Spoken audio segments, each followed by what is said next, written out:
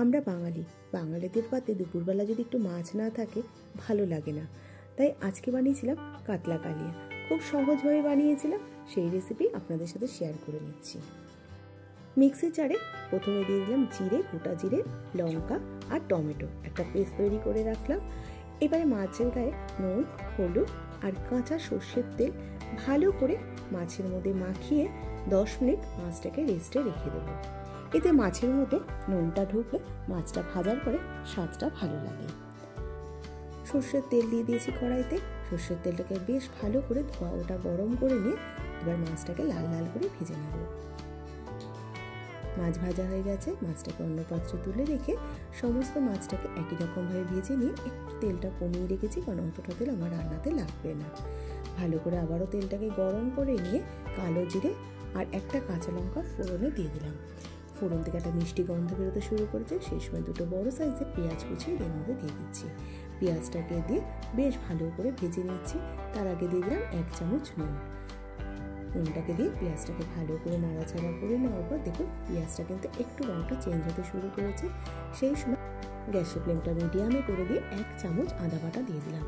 আদা বাটাটাকে দিয়ে ভালো করে কষিয়ে নেওয়ার পরে এবার যে আগে থেকে জিরে, লঙ্কা, টমেটো দিয়ে পেস্টটা তৈরি করেছিলাম সেটা এর মধ্যে দিয়ে দিলাম। মশলাটাকে 2 মিনিট মতো কষিয়ে নেওয়ার পরে এবার কিছু গুঁড়ো মশলা দিয়ে দিচ্ছি। নুন দিয়ে দিলাম প্রথমে, তারপর হলুদ গুঁড়ো আর দিয়ে দিচ্ছি কাশ্মীরি লাল লঙ্কার গুঁড়ো।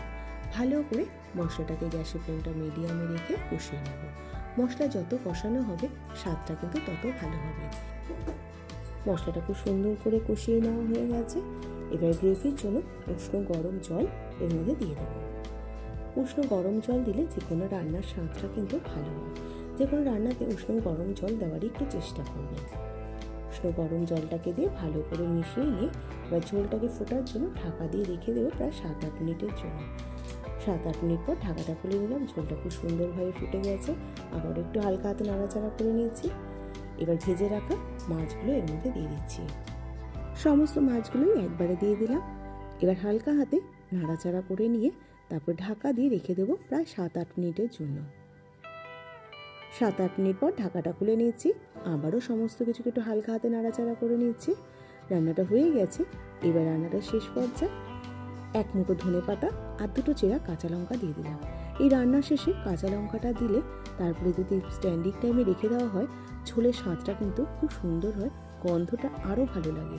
15 মিনিটের জন্য স্ট্যান্ডিং টাইমে রেখে দিয়ে গরম গরম কাতলা মাছের কালিয়াটাকে সার্ভ করে দিচ্ছি। একবার এইভাবে কাতলা মাছের কালিয়া বানানোর অনুরোধ রইল। তাহলে আজকে এই পর্যন্ত, আবার হাজির হয়ে যাবো নতুন কোনো রেসিপির সাথে। ভালো থাকবেন, সুস্থ থাকবেন, ধন্যবাদ।